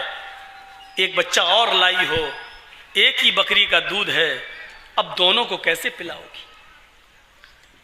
حلیمہ کہتی ہے کہ اب یہ بھی میرا ہی بیٹا ہے, جب تک یہ میرے پاس ہے میں اس کو اپنی بیٹی سے الگ نہیں سمجھوں گی, اس کو بھی پلاؤں گی, اس کو بھی پلاؤں گی, میں متبھید نہیں کروں گی, اوپر والا کچھ کرے گا. حلیمہ کہتی ہے میرے پیارے ہسبینڈ, میرے شوہر, یہ برتن لیجئے اور اس بکری کا دودھ دوہ دیجئے, جتنا بھی نکلے گا میں دونوں کو پلا دیتی ہوں. حلیمہ کا پتی, حلیمہ کا شوہر برتن لیتا ہے, وہ مریل بکری جو اس سے پہلے اٹھتی نہیں تھی جب تک اس کو اٹھاؤ نہیں, اٹھ اٹھ ڈنڈا مار کے اٹھاتے تھے تب اٹھتی تھی, اتنی کمزور لاغر بکری. جب حلیمہ کا شوہر برتن لے کے آگے بڑھا تو آج پہلی بار بکری اپنے آپ کھڑی ہو گئی, اپنے پیر چیر لیے, اور حلیمہ کے شوہر نے ان دونوں پیروں سے برتن دبا لیا, یہ حصہ پیروں کا اپنے پیچھے کولہوں پر لگا لیا, بیٹھ گئے اور بکری کے دونوں تھن سے دودھ دوہنا شروع کر دیا. آج ایسا لگ رہا ہے جیسے ساون بھادوں کی بارش ہو رہی ہے. وہ بکری 100 گرام سے زیادہ دودھ اس کی تھن سے نہیں نکلتا تھا, آج دودھ رک ہی نہیں رہا ہے. اس کا ہسبینڈ کہتا ہے حلیمہ دودھ دوہتا ہوں, دودھ اتنا ہی پھر پھول جاتا ہے. جیسے پنچر سائیکل کے ٹیوب میں ہوا بھرو تو بھرتی چلی جاتی ہے, ٹیوب پھولتا ہے, میں دودھ دوہتا ہوں تھن پھر پھول جاتا ہے. بار بار دو رہا ہے اس کا پتی. برتن بھر گیا. حلیمہ بکری کو دیکھتی ہے, محمد کے چہرے کو دیکھتی ہے, بکری کو دیکھتی ہے, محمد کے چہرے کو دیکھتی ہے, کہتی ہے میرے شوہر با خدا میں اس ذات کی قسم کھا کے کہتی ہوں جس کے قبضے میں ہم تم دونوں کی جان ہے, اس بچے کو لے کے جب اونٹنی پہ بیٹھی تو یہ اونٹنی ہوا سے باتیں کر رہی ہے. اس بچے کو لے کے گھر پہ آئی ہوں تو بکری دودھ دینا بند نہیں کر رہی ہے. باخدا میں نے اس بچے کو لا کر کوئی غلطی نہیں کی ہے, کسی باسعادت روح کو لے کے آئی ہوں, کسی پاکیزہ روح کو لے کے آئی ہوں, کسی معتبر انسانیت کے علم بردار کو لے کے آئی ہوں. کوئی ہے جس کو میں اس گھر میں لائی ہوں, میں نے کوئی غلطی نہیں کی ہے. یہ برکتوں کے دروازے 1.5 مہینے کی عمر میں کھل رہے ہیں. 4 سال تک اسی طریقے سے گزر گیا. 4 سال تک, اور بعض سیرت کی کتابوں میں آتا ہے 6 سال تک حلیمہ کیا رہے. لیکن صفی الرحمن مبارک پوری رحمت اللہ علیہ جیسی شخصیتوں نے 4 سال کا ذکر کیا ہے. کہا ماں, محمد ابن عبداللہ کہہ رہے ماں آپ, شیما جاتی ہے جنگل میں, آپ کی بیٹی, محلے کے اور بھی بچے جاتے ہیں, میں بھی جنگل میں جاؤں گا. کہا بیٹے تم کیا کرو گے؟ نہیں, بڑا ہو کر مجھے بھی تو بکریاں چرانا ہے, یہی کام مجھے بھی کرنا ہے, تو کیوں نہیں کرنے دیا جائے گا؟ کہا جاؤ. بچے سب محلے کے لے کے گئے جنگل میں. محمد ابن عبداللہ جنگل میں جا رہے ہیں, محلے کے اور بچوں کے ساتھ جا رہے ہیں. تھوڑی دیر کے لیے بچے اپنی بکریوں میں الجھ جاتے ہیں. اتنے میں کیا دیکھتے ہیں, پہاڑی کے دامن سے سفید کپڑے پہنے ہوئے کوئی چلا رہا ہے, اور آتے ہی وہ محمد ابن عبداللہ کے پاس رکتا ہے. کہتا ہے آپ کا نام؟ محمد ابن عبداللہ جواب دیتے ہیں. 4 سال کا بچہ جواب دیتا ہے محمد. اس نے گود میں اٹھایا, پہاڑ کے دامن میں لے گیا. بچے دیکھ رہے ہیں یہ کیا ہو رہا ہے, محمد ابن عبداللہ کو یہ کہاں لے کے چلا گیا. محمد ابن عبداللہ کو اس نے زمین کی اوپر لٹایا اور اپنے دوسرے ساتھی سے کہا چھری دو. اس نے چھری دی. محمد ابن عبداللہ کا اس نے پورا کا پورا پیٹ پھاڑ دیا, سینہ چاک کر دیا. سینہ جیسے ہی پھاڑا اس میں سے اس نے دل نکالا. بچوں نے یہ منظر دیکھا, ڈر گئے, اپنی بھیڑ بکریاں چھوڑ چھوڑ کے ننگے پیر بھاگنے لگے. سارے کے سارے بچے بھاگ گئے, سیدھے حلیمہ کے گھر آئے. ادھر محمد ابن عبداللہ کے ساتھ معاملہ یہ ہو رہا ہے, سینہ چیر دیا گیا, دل نکالا گیا, اور دل میں ایک لوتھڑا تھا گوشت کا, ہر انسان کے دل میں ہوتا ہے. اسی دل کے لوتھڑے میں غیبت, چغل, حسد, کینہ, بغض, اناد, ایک دوسرے کے خلاف جو ہم لوگ پروپیگنڈا کرتے ہیں, اسی گوشت کے لوتھڑے سے ہوتا ہے. وہ اس لوتھڑے کو نکالا, اس کو پھینک دیا, اور زمزم کے پانی سے اس دل کو دھویا, اور دھونے کے بعد پھر سینے میں رکھ کر ہاتھ پھیر دیا. اللہ کے نبی محمد ابن عبداللہ یہ سب منظر دیکھ رہے تھے. دل چیر دیا گیا سینہ, اور آپ کو ہوش ہے, پتہ ہے, دل نکالا گیا, زمزم سے دھویا جا رہا ہے. آپ اس کو دیکھ رہے ہیں. یہ دیکھنے والا منظر بھی پڑھیے ذات المعاد میں علامہ ابن قیم کہتے ہیں جب حلیمہ نے پوچھا تھا تو آپ نے ایک ایک منظر اپنی جو دیکھا تھا وہ بتا دیا, ایسا ایسا ہوا. یہ سارے بچے جب حلیمہ کے پاس پہنچے, حلیمہ اس وقت کھانا بنا رہی تھی, آٹا گوندھ رہی تھی. حلیمہ نے پیچھے مڑ کے دیکھا, کہنے لگی بیٹی شیما تم آ گئی ہو, یہ سارے بچے بھی تمہارے پیچھے پیچھے آ گئے ہیں, بکریاں کہاں ہیں, بھیڑیں کہاں ہیں جو تم چرانے کے لیے گئی تھی؟ کیا بات ہے, تمہارے چہرے فک کیوں ہیں, چہرے پہ مایوسی کیسی ہے؟ حلیمہ بھی سوال پہ سوال کرتی جا رہی ہے, بچے کچھ بول نہیں رہے ہیں. اتنے میں اس کی نظر پڑتی ہے, کہتی ہے کہ محمد تو دکھائی نہیں دے رہے ہیں. ایک بچے کو میں مکے سے لے کے آئی, وہ بچہ کہاں گیا؟ آئین محمد, محمد کہاں ہے؟ دکھائی نہیں دے رہے ہیں. ان سارے بچوں نے دیکھا حلیمہ کا چہرہ, کہنے لگے قتلا محمد, آئے ماں محمد تو قتل کر دیے گئے, قتلا محمد, محمد تو مار ڈالے گئے, محمد کا تو قتل کر دیا گیا. میں نے اپنی آنکھوں سے دیکھا ایک آدمی نے محمد کے سینے کو چیر دیا, پیٹ پھاڑ دیا. حلیمہ سب روٹی پکانا کھانا بنانا بھول گئی. میں عبد المطلب کو کیا جواب دوں گی, ابو طالب کو کیا جواب دوں گی, آمینہ کو کیا منہ دکھاؤں گی؟ بھاگی بھاگی.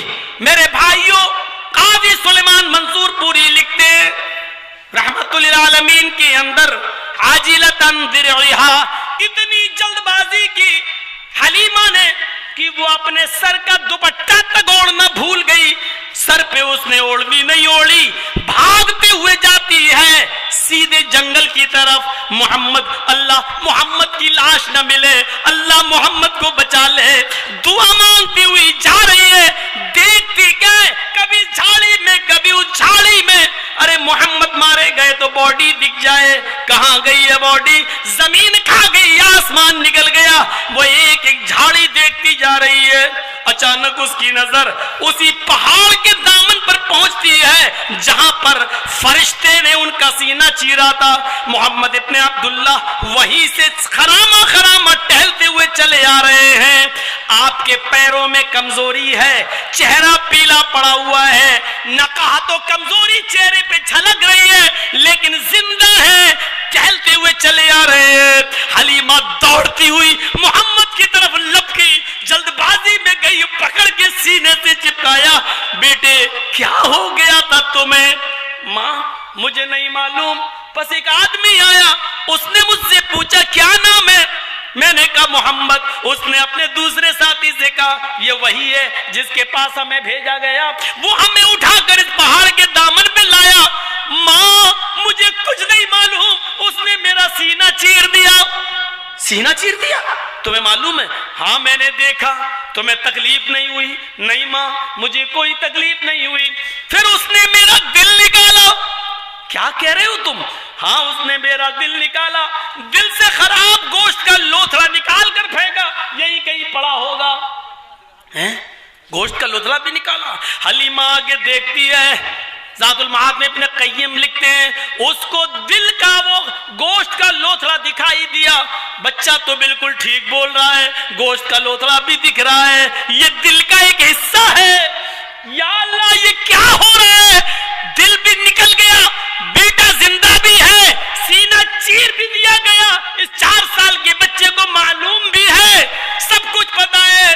پھر کیا ہوا؟ ماں اس نے میرے دل کو زمزم کے پانی سے دھویا اور اس کے بعد سینے میں رکھ کر ہاتھ پھیر دیا. کوئی ٹانکے بھی نظر نہیں آ رہے ہیں, سب کچھ تو سلا ہوا ہے, سب کچھ تو صحیح ہے. پھر ایسا ہوا؟ ہاں.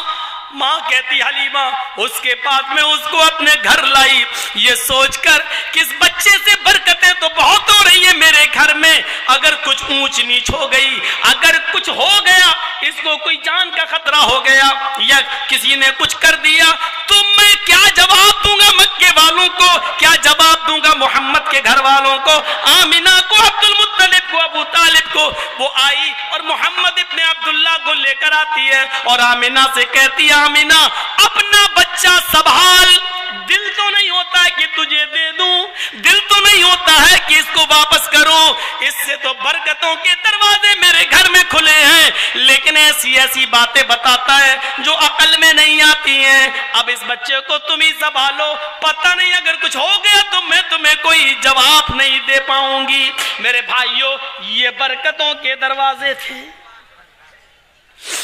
12 سال کی عمر میں ایک اور معاملہ پیش آیا تھا، جب آپ اپنے چچا ابو طالب کے ساتھ پہلی مرتبہ ملک شام کا سفر کر رہے تھے۔ پہلی مرتبہ جس جنگل سے یہ قافلہ گزر رہا تھا بزنس مین کا، تاجروں کا، وہیں پر ایک گرجا تھا عیسائیوں کا۔ اس گرجا کی چھت پر ایک راہب بیٹھا ہوا تھا، بحیرہ، جس کا لقب بحیرہ تھا، بیٹھا ہوا تھا۔ اچانک وہ دیکھتا ہے کہ یہ درخت جھک رہا ہے، یہ پہاڑ جھک رہے ہیں، یہ پیڑ پودے جھک رہے ہیں۔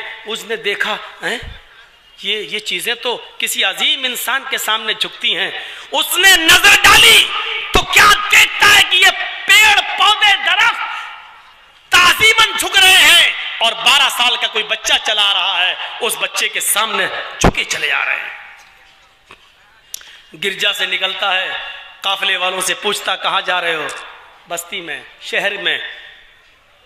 چلو آج تمہیں کھانا میرے ساتھ کھانا ہے، بھوکے تو سب تھے ہی۔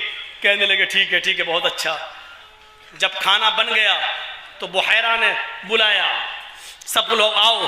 ابو طالب نے محمد سے کہا بھتیجے تم میرے سامان کے پاس بیٹھے رہو، یہ سامان ہے یہاں بیٹھے رہو، ہم لوگ کھانا کھانے جا رہے ہیں، کھانا کھا کے جب واپس آئیں گے تو تمہارا کھانا لیتے آئیں گے، تم یہاں کھا لینا، سامان کی حفاظت کرو، تم یہاں دیکھ ریکھ کرو۔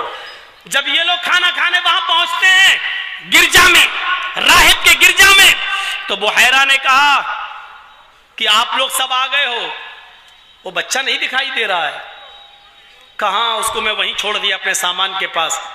تو بحیرہ نے کیا کہا؟ تو آپ لوگ کیوں چلے آئے ہو؟ کہا آپ ہی نے تو دعوت کی ہے۔ تو بحیرہ کا جواب یہ تھا میں نے جو دعوت کی ہے اسی بچے کی وجہ سے دعوت کی ہے، ورنہ یہاں سے روزانہ ہزاروں لوگ جاتے ہیں اور آتے ہیں، میں نے آج تک کسی کو نہیں بلایا۔ جس بچے کی وجہ سے دعوت کر رہا ہوں اسی کو تم نہیں لائے ہو، لے کے آؤ اس کو۔ لے کے آئے، محمد ابن عبداللہ آ گئے، عمر کتنی؟ 12 سال۔ ہاتھ دھلا، کھانا کھانے سے پہلے ہاتھ دھلتے ہیں اور وہیں بیٹھ جاتے ہیں۔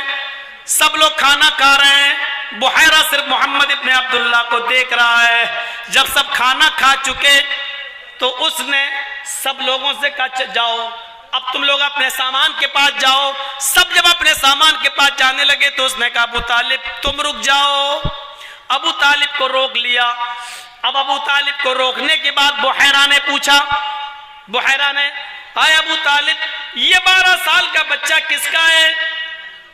ابو طالب نے جواب دیا یہ میرا بیٹا ہے۔ بحیرہ نے کہا ابو طالب میں ایک بار اور پوچھوں گا، مجھ سے جھوٹ مت بولنا۔ آئے ابو طالب بڑی امیدوں کے ساتھ میں تم سے آج ایک سوال کرنے جا رہا ہوں، مجھ سے جھوٹ مت بولنا، سچ سچ بتانا۔ آئے ابو طالب میں دوبارہ پوچھ رہا ہوں کہ یہ بیٹا کس کا ہے؟ ابو طالب نے جواب دیا آئے بحیرہ تم نے سنا نہیں میں نے کیا کہا؟ یہ بیٹا میرا ہے۔ بحیرہ کی آنکھوں میں آنسو آ گئے، روتے ہوئے کہنے لگا ابو طالب اب تم چلے جاؤ، اب تم سے مزید کوئی سوال کرنا بیکار ہے، اس لیے کہ آپ نے جھوٹ کی انتہا کر دی ہے، جاؤ۔ ابو طالب نے جلدی سے محمد کا ہاتھ پکڑا اور اس کو لے کر دروازے تک نکلے۔ جیسے ہی دروازے سے نکلنے والے ہوئے، دروازے کو کراس کر رہے تھے، بحیرہ نے للکار کے کہا آئے ابو طالب یہ بچہ تمہارا نہیں ہے۔ آئے ابو طالب دوسرا جواب سنو، اس بچے کا باپ اس دنیا میں موجود نہیں ہے۔ آئے ابو طالب تیسری بات سنو، اس بچے کا باپ اس بچے کے پیدا ہونے سے 2 مہینے پہلے جا چکا ہے، رخصت ہو چکا ہے، اس کا انتقال ہو چکا ہے۔ اتنی سٹیک 3-4 باتیں جب بحیرہ نے کہی تو ابو طالب پلٹ گئے اور بحیرہ کو سینے سے لگایا اور کہا کہ بحیرہ تم نے جو کچھ بھی کہا اس کا ایک ایک لفظ سچا ہے، لیکن میں اس بچے کے سامنے کبھی یہ نہیں کہتا ہوں کہ میرا بھتیجا ہے، میں اس کو اپنا بیٹا کہتا ہوں، تاکہ اس کو کبھی اس بات کا احساس نہ ہو کہ میرا باپ اس دنیا میں نہیں ہے۔ میں باپ کی کبھی اس کو ہونے نہیں دیتا ہوں، میں اپنی اولاد سے بڑھ کر اس کو مانتا ہوں۔ میرے بستر پر یہ سوتا ہے، جبکہ میری سگی اولاد میرے بستر پر نہیں سو سکتی ہے۔ بحیرہ کہتا ہے اے ابو طالب، یہ تمہارا ایک الگ معاملہ ہے، لیکن میں نے جو کتاب پڑھی ہے تورات، جس کتاب کو میں پڑھتا ہوں اس کتاب کے اندر یہ لکھا ہوا ہے۔ ابو طالب نے کہا لیکن تم نے اس کو کیسے پہچانا؟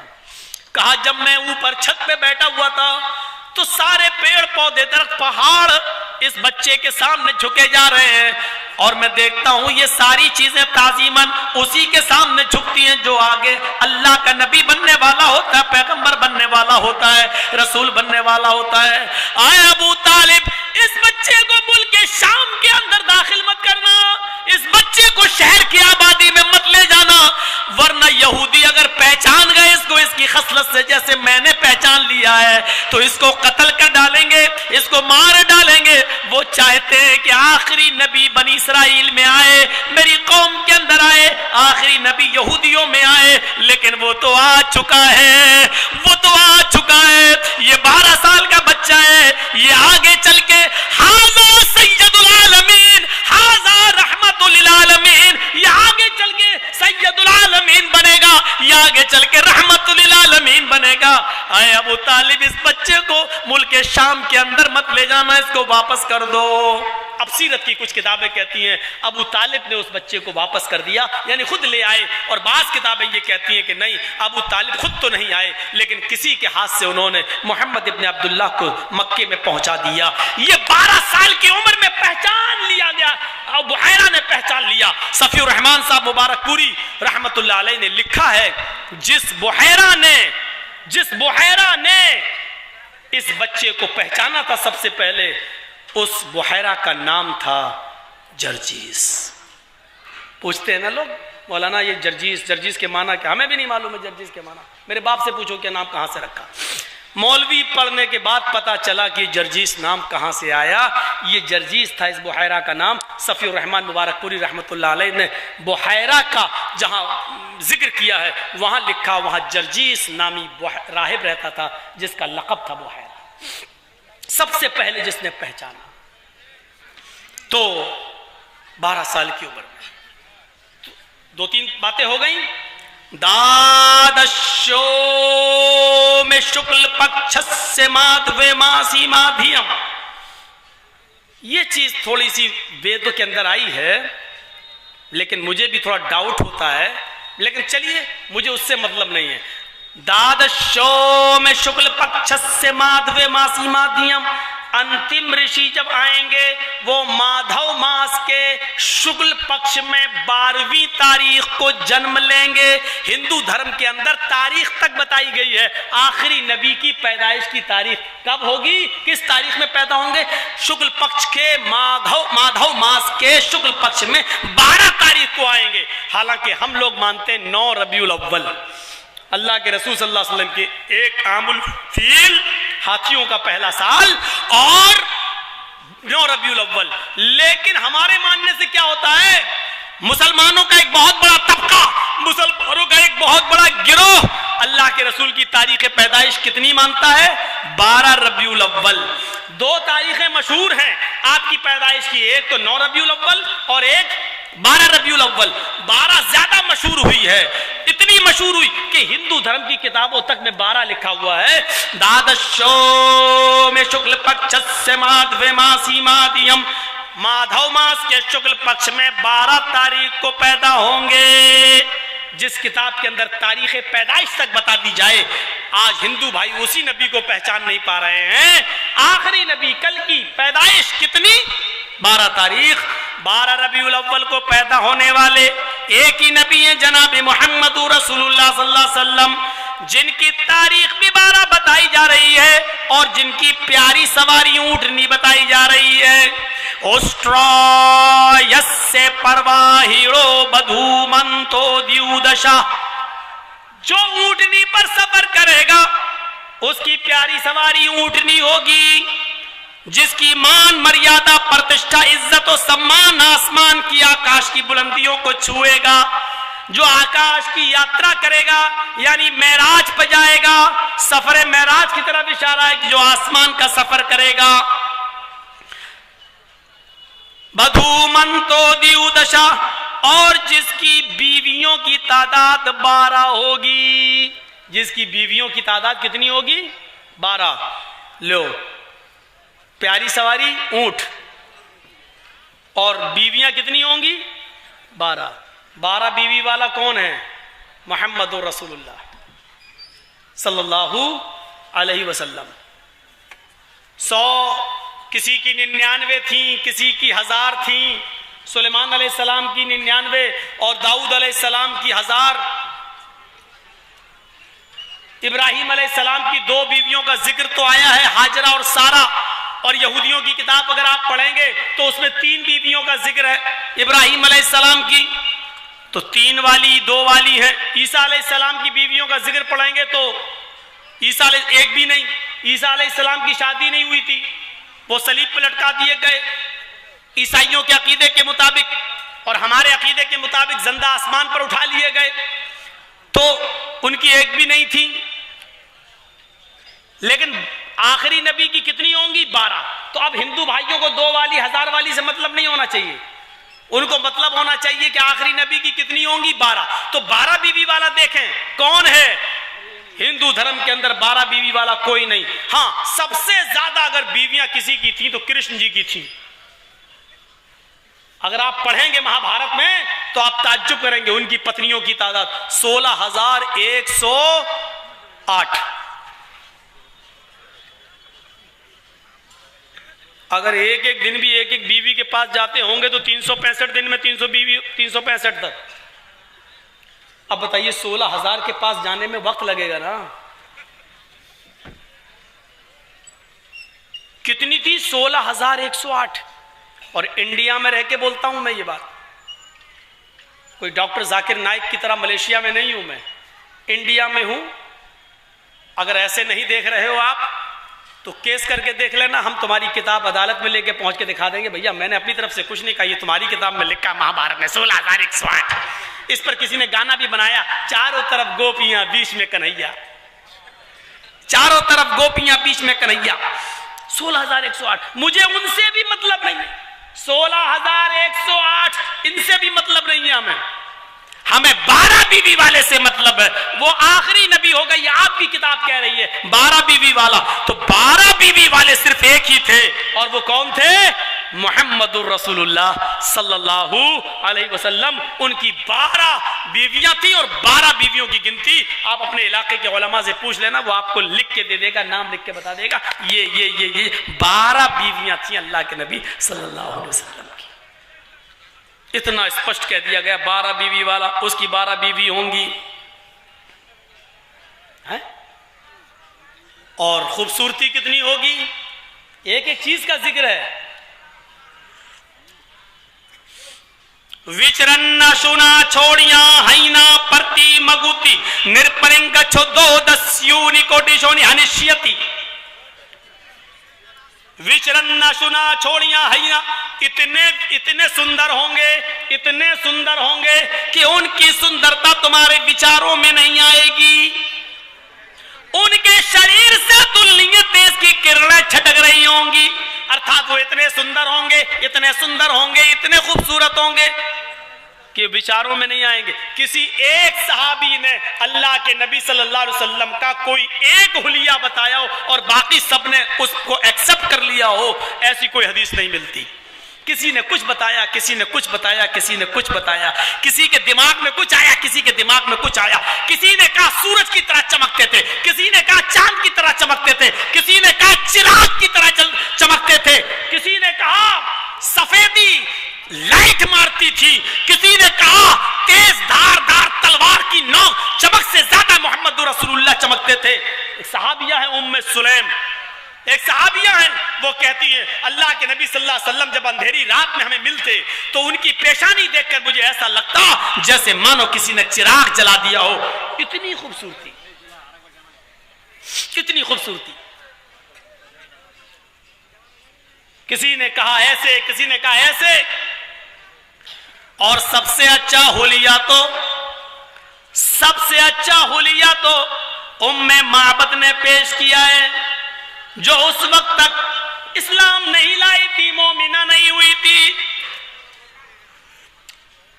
اللہ کے نبی اپنے ساتھی ابو بکر صدیق کے ساتھ اس کے دروازے پر پہنچ گئے. دروازے کو دستک دی. ام معبد نے دروازہ کھولا. کھولتے ہی اس نے دیکھا میرے دروازے پر کوئی شخص کھڑا ہے. اس نے نظریں نیچی کر لی, پھر دیکھا, پھر نظریں نیچی کر لی. آپ نے کہا ماں, ہمارے دوست کو, ساتھی کو بھوک لگی ہوئی ہے, گھر میں کھانے کو کچھ ہو تو دے دے. عرب کے اندر مہمان نوازی کا بہت شوق ہے. آج بھی عربوں میں خوبی بہت بڑی ہے. اگر آپ اکیلے کسی کے گھر میں چلے گئے اور اس کے مہمان بن گئے عربوں میں, اور ان کے پاس کھانے پینے کی کوئی چیز نہیں ہے, لیکن گھر میں ایک بکری رکھی ہوئی ہے, تو اکیلے ایک آدمی کے لیے وہ پوری کی پوری بکری ذبح کر دیں گے. یہ عربوں میں مہمان نوازی کا بڑا شوق تھا. ام معبد ابھی کافر ہے, مومن نہیں, اسلام نہیں لائی ہے. اس نے دیکھا کہ میرے دروازے پہ کوئی اجنبی آدمی آیا ہے. کہنے لگی بیٹے تم بھوکے ہو, لیکن میرے گھر میں کھانے کو کچھ نہیں ہے, میں کیسے تمہیں دے دوں. آپ نے کہا ماں کل پرسوں کا کچھ رکھا ہوا مل جائے تو دے دو. کہا بیٹے کچھ نہیں ہے. اے بھیا جس کو جانا ہو جلدی جاؤ, یا سامنے کھڑے مت ہوئیے, ان کو بٹائیے دو, یا تو جائیے یا بیٹھیے. سامنے سے گزرتے ہیں نا. اس واقعے کو ضرور سن لیجئے, بہت دلچسپ واقعہ ہے. تو کہا ماں 2-4 دن پہلے کا کچھ ہو تو کھلا دے.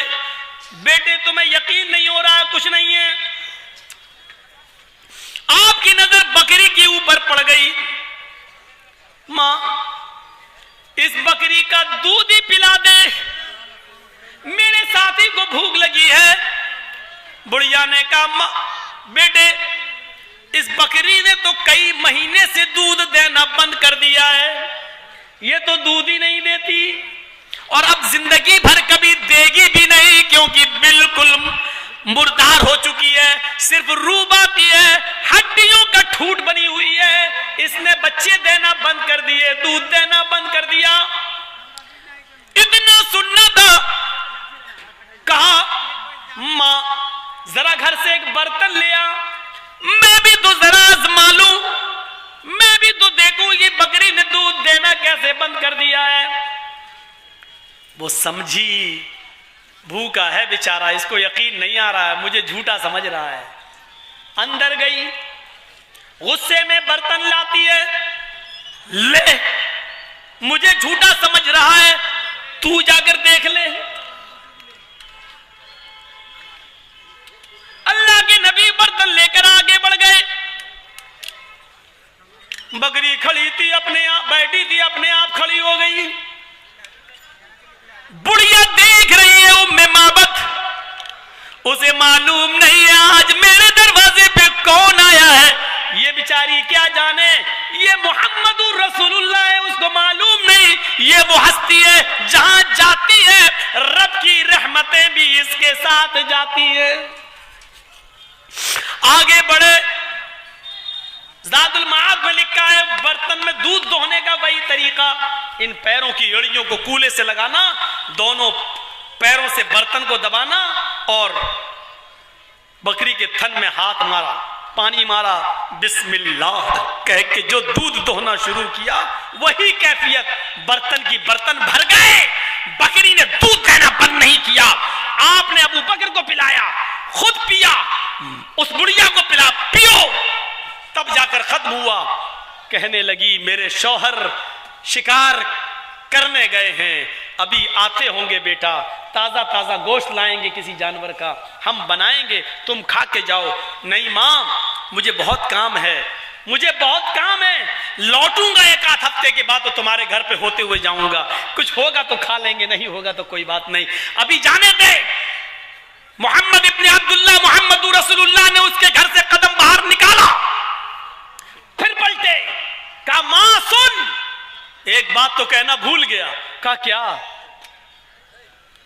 یہ بکری جب تک زندہ رہے گی تو اس بکری کا دودھ دوتے رہنا.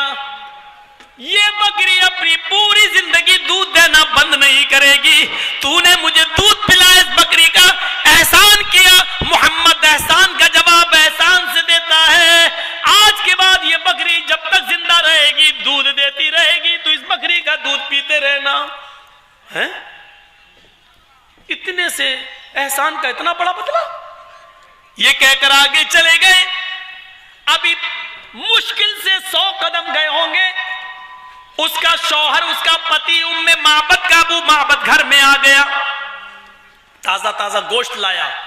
اس نے گوشت کی پوڈری جیسی زمین پر رکھی. خوشبو، ارے دیکھنے لگا یہ خوشبو کہاں سے آ رہی ہے. ام معبد، یہ مہک کہاں سے آ رہی ہے، یہ خوشبو کہاں سے آ رہی ہے. ایسے گھر کی طرف دیکھ رہا ہے. اچانک اس کی نظر کھڑی بکری کے تھنوں پہ پڑتی ہے. اس کے تھن میں ابھی بھی دودھ کا قطرہ لگا ہے، ٹپک رہا ہے زمین پر ایک ایک بوند. بکری کے تھن میں لگا ہوا دودھ کا قطرہ اور گھر میں اٹھنے والی خوشبو سونگھ کر بکری کے تھن میں لگا ہوا دودھ کا قطرہ دیکھ کر چیخ پڑا. ابھی اس راہ سے گزرا ہے کوئی، ابھی اس راہ سے گزرا ہے کوئی، کہہ دیتی ہے شوخی نقش پا کی. آئے ام معبد جیسے جنگلوں میں جانور کے، بھینس کے، بکری کے، انسان کے پیروں کے نشان یہ بتا دیتے کہ اب اس راستے سے کوئی گھوڑا گیا ہے، بکری گئی ہے، اونٹ گیا ہے. ایسی اس گھر میں آنے والی مہک اور بکری کے تھن سے ٹپکنے والا دودھ کا قطرہ یہ بتلا رہا ہے کہ کوئی رحمتوں والا بھی آیا تھا، کوئی برکتوں والا اس گھر میں آیا تھا، جس کی رحمت اور برکت کی بارش تیرے گھر میں ہو گئی. ام معبد روتے ہوئے کہتی ہاں وہ بھوکا تھا، معلوم نہیں وہ کون تھا لیکن بھوکا تھا.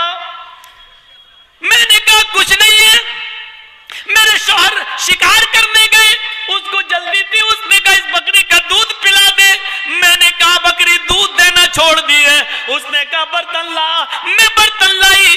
اب برکت ایسی کہ دودھ دینا شروع. اس نے جاتے جاتے یہ بھی کہہ دیا ابو معبد کہ یہ بکری جب تک زندہ رہے گی دودھ دیتی رہے گی. کہاں گیا ہوگا وہ، کتنی دور؟ ابھی گئے ہیں، جاؤ جلدی ڈھونڈ کے لاؤ، گوشت کھا کر جائے گا. ایسے مہمان کو ایسے نہیں جانے دیں گے، تم اتنی جلدی شکار کر کے آ جاؤ گے، یہ مجھے معلوم نہ تھا. ابو معبد جاتے ہیں، 20 قدم گئے، پھر لوٹ کے واپس آئے، گھر میں گھسے. اے ابو ام معبد، میں اس کو پہچانوں گا کیسے؟ وہ کون تھا؟ میں اس کو پہچانوں گا کیسے؟ اے ابو ام معبد، اس کی پیشانی بتا کیسی تھی، اس کی ناک کیسی تھی، اس کے ہونٹ کیسے تھے، اس کی داڑھی کیسی تھی، اس کا سینہ کیسا تھا، اس کے ہاتھ کیسے تھے، اس کا پیر کیسا تھا، اس کے بال کیسے تھے، سر پہ کیا پہنے ہوئے تھا، ہاتھ میں کیا تھا. ارے کچھ تو اس کی پہچان بتا، ہم اس کو پہچانیں گے کیسے؟ ام معبد کہتی ہے آئے میرے پیارے شوہر، اللہ کی قسم مجھے کچھ نہیں معلوم. اتنا رعب تھا اس کے چہرے پر، اتنا جمال تھا اس کے چہرے پر، اتنی خوبصورتی تھی اس کے چہرے پر، اتنا حسین و جمیل تھا وہ کہ میری آنکھیں ایک بار دیکھی دوبارہ اس کے چہرے پر نگاہ نہ ڈال سکی. اتنا رعب و دبدبا تھا اس کے چہرے پر کہ دوبارہ آنکھ ڈالنے کی ہمت نہیں ہوئی. لیکن اتنا کہہ سکتی ہوں وہ ایک سورج کی طرح چمکتا تھا، چاند کی طرح چمکتی. آئے ابو معبد جلدی جاؤ، وہ دور نکل جائے گا. 100 قدم کی دوری پر دیکھنا تمہیں جو سب سے خوبصورت نظر آئے، جو چاند جیسا اور سورج کی طرح چمکتا ہوا چہرہ نظر آئے، سمجھ لینا کہ یہی میرے گھر میں آیا تھا. جلدی جاؤ اس کو لے کر آؤ. سب سے اچھا حلیہ ام معبد نے بیان کیا. اتنی خوبصورتی تھی جناب محمد رسول اللہ کے چہرے پر. ہم سے کہتے ان کو مان لو، دن بھر 50 مرتبہ صورتی کھائیں گے، یہ پیر بنے ہیں. ان کو مان لو. پورا ان کے پاس جھاڑ پھونک کرانے پہنچا، میرا بیٹا بیمار ہے مولانا صاحب دعا کر دینا، پیر صاحب بنے ہیں. دعا کر دینا. منہ میں تمباکو والا پان کھا رہا, اب دعا پڑھا الحمدللہ رب العالمین الرحمن الرحیم مالک یوم الدین یا کر چھو چھو قل اعوذ برب الفلق قل اعوذ برب چھو, منہ میں سورتی کھائے گا پان کھا کے دعا جھاڑ کرنے. ان کو کہتے ہو, ان کو مان لو, ان کو مان لو. تمہارے بابا تمہیں نصیب, تمہارے پیر تمہیں نصیب, تمہارے یہ کچھ ملا تمہیں نصیب. اللہ کی قسم ہمارا تو ایک ہی پیر ہے جس پیر کو ہم کائنات کا امام تصور کرتے ہیں, اور جس پیر سے بڑا کوئی پیر نہیں. اپنے پیروں کو تم نے پیر بنایا ہے, ہم جس پیر کو مانتے اس کو اللہ نے پیر بنایا ہے. تمہارے بنائے ہوئے پیر غلط ہو سکتے ہیں, اللہ کا بنایا ہوا پیر کبھی غلط نہیں ہو سکتا ہے. میرے بھائیوں, جس کو اللہ نے بزرگ بنایا ہو اس سے بڑا بزرگ کوئی ہو سکتا ہے؟ مولانا جرجیز کو مولانا میرے استاد نے بنایا, میرے ماں باپ نے بنایا, ہم کو مولانا میرے استاد نے بنایا, آپ نے بنا دیا, یہ میرے مولانا, تمہارے مولانا, یہ پھر ہم. اور دنیا میں جو 4 امام آئے, معاف کرنا, اللہ نے نہیں کہا تھا کہ میں 4 بزرگ بھیجوں گا, نہ اللہ کے نبی نے کچھ پیشین گوئی کی. اللہ کے نبی نے یہ تو کہا کہ میرے انتقال کے بعد قیامت سے پہلے 30 جھوٹے رسول آئیں گے جو رسول ہونے کا دعویٰ کریں گے. 30 جھوٹے رسول آئیں, یہ تو کہا. اللہ کے نبی نے یہ تو کہا کہ کانا دجال آئے گا, وہ اپنے آپ کو اللہ کہلوائے گا. یہ کہا, سب کچھ کہا, لیکن آپ چاہتے تو یہ بھی کہہ سکتے تھے کہ میرے انتقال کے بعد 4 امام آئیں گے, ان میں سے کسی ایک امام کی بات آنکھ بند کر کے مان لینا, تم جنت میں چلے جاؤ گے. لیکن یہ نہیں کہا آپ نے. تو 4 بزرگوں کو بزرگ ہم نے اور آپ نے بنایا ہے. محمد رسول اللہ کو بزرگ اللہ نے بنایا ہے. ہم جس کو بزرگ بنائے ہیں وہ غلط ہو سکتے ہیں, ان سے غلطی ہو سکتی ہے. محمد رسول اللہ سے غلطی نہیں ہو سکتی, کیونکہ اللہ نے بزرگ بنایا ہے, اللہ نے, اور ہوئی ہے ایسی غلطیاں. ایک واقعہ سنا دوں. حضرت عثمان غنی کے پاس ایک مسئلہ آیا, سنیے, بہت پیارا واقعہ ہے.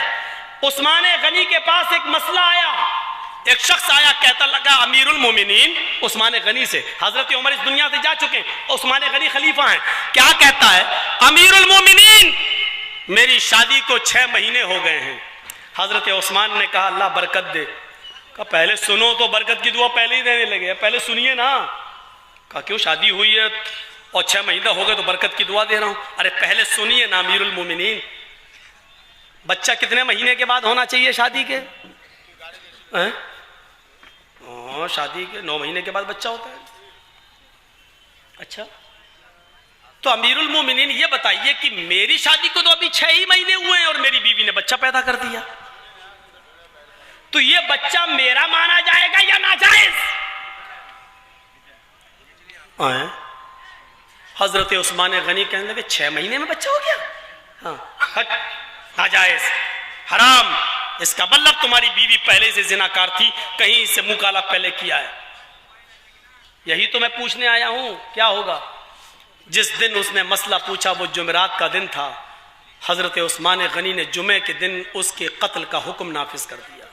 منبر پر کھڑے ہو کر حضرت عثمان نے کہا یہ آدمی کل میرے پاس مسئلہ پوچھنے آیا تھا, اور اس نے مسئلہ پوچھتے ہوئے کہا کہ میری شادی کو 6 ہی مہینے ہوئے اور 6 مہینے ہی میں میری بیوی نے بچہ پیدا کر دیا.